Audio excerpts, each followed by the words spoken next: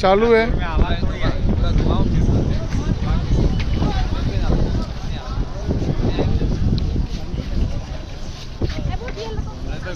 चालू है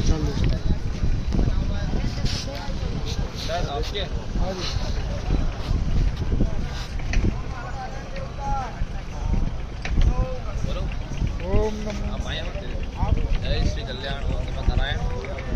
आज हम आए हैं प्रयागराज की पावन भूमि पर, जहाँ 14 तारीख को जो है कुंभ स्नान होने वाला है। शाही स्नान के रूप में 3 शाही स्नान यहाँ पर होंगे। कहते हैं कि कुंभ महाकुंभ में आने से जो है आत्मा है, जितने भी हमारे जीवन के अंदर हम कोई कर्म करते हैं, पुण्य की वृद्धि होती है। तीर्थराज स्नान करने से हमारे जितने भी पितृ हैं, पूर्वज हैं, पीढ़ी में हम की मनुष्य जीवन लेते हैं और मनुष्य जीवन में हम किसी न किसी रूप में माता पिता के गर्भ में होकर संतान के रूप में इस सृष्टि में आते हैं। तो अनेक प्रकार के हमारे जीवन में पाप कर्म अनेक कर्म होते हैं। कर्म को धोने के लिए जो है तीर्थ बने हुए हैं। माँ गंगा जो है पतित पावन गंगा मैया है, जो सामने गेट से मन जो है, मन को धोना भी जरूरी है और तन को भी धोना जरूरी है। तो मन को धोने के लिए मनुष्य जो है साधुता के रूप को अवतार लेता है, साधु जीवन में जाता है कि ये जीवन मनुष्य जीवन बार बार आता रहेगा, पर वही जीवन जीने से अच्छा एक संन्यास मार्ग के द्वारा एक अपने जीवन में परमात्मा का भजन करना, और इस भजन के लिए संन्यास ही जरूरी है। इसलिए जो मन को भी जगाने के लिए आते हैं और तन को भी जगाने के लिए यहाँ आते हैं, और फिर मन और तन मिलकर जो है आत्मा रूपी जो है अब जब चेतन हो जाती है तब परमात्मा का दर्शन होता है। ऐसे श्री निरंजनी अखाड़े के अंदर हम आज आए हैं, जहाँ भगवान जो कार्तिक स्वामी जो थे, सेनापति जो देवों के सेनापति थे, जो भगवान शिव की संतान के रूप में, जिन्होंने हमेशा जब जब असुर इस धरती पर आए, असुरों ने जब जब आक्रमण किया, तब देवताओं के रूप में उन्होंने रक्षा की, हमेशा आगे आए।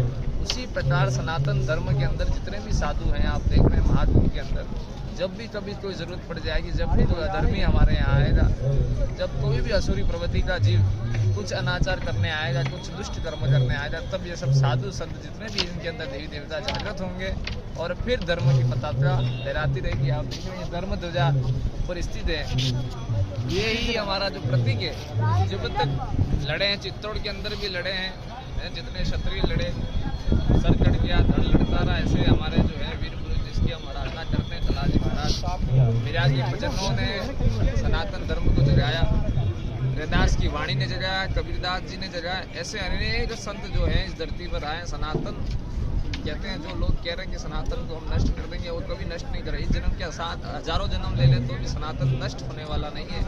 ऐसा सनातन धर्म है, सत्य ही धर्म है, वही है सत्यम शिवम सुंदरम।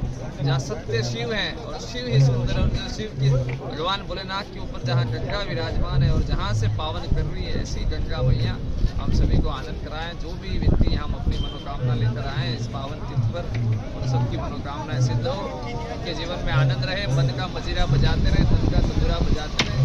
ये संसार तो बहुत बड़ा मेला है, तो इस मेले के अंदर हमें आना है और चलते रहना है। जिस प्रकार नदी का पानी चलता रहता है, पानी बहता रहता है, नदी का पानी जो है नाले के सहारे समंदर में जाता है, सागर बनता है, और सागर में जाकर फिर निगाहें बरसती हैं भगवान की, और फिर वो झरना बनकर वर्षा होती है, वर्षा होकर फिर झरने में आता है। इसी प्रकार मनुष्य का आना जाना चलता रहेगा। जो आज आया है वो कल जाएगा, शरीर जाएगा और शरीर आएगा, आत्मा कभी गई नहीं। आत्मा है, उसी का हमें कल्याण करना है। शरीर तो जीवन में जितना भी वस्त्र पहन लो, एक दिन वस्त्र फट जाएगा। इसी प्रकार जो शरीर में हम जितने भी जो हमारे रोग आएंगे, वो रोग एक दिन दूर हो जाएंगे। तो रोग और दोष, रोग बड़ा नहीं है, दोष बड़ा है। जीवन के अंदर हमारे ऊपर कोई दोष नहीं लगे, ऐसा जीवन जिए कि कबीरा जब हम पैदा हुए जग हंसे हम रोए, ऐसी करनी कर चलो कि जग रोए और हम हंसते हुए चले जाए।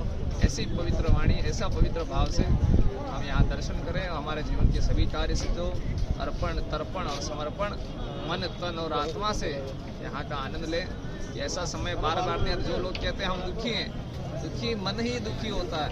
मन की स्थिति आपको दुखी और सुखी करती है। ईश्वर की भक्ति करनी है तो अपने जीवन के अंदर प्रसन्न हो जाएं, क्योंकि प्रसन्न रहना ही ईश्वर की सर्वोपरि भक्ति है। प्रसन्नता से इस मेले का आनंद लें, जीवन में खूब आनंद आए, खूब कृपा करें, भगवती माई आपके जीवन में भंडार भरे, ऐसा शुभ आशीर्वाद देते हैं। ऐसे हम हमारा आराध्य देव कलाजी महाराज से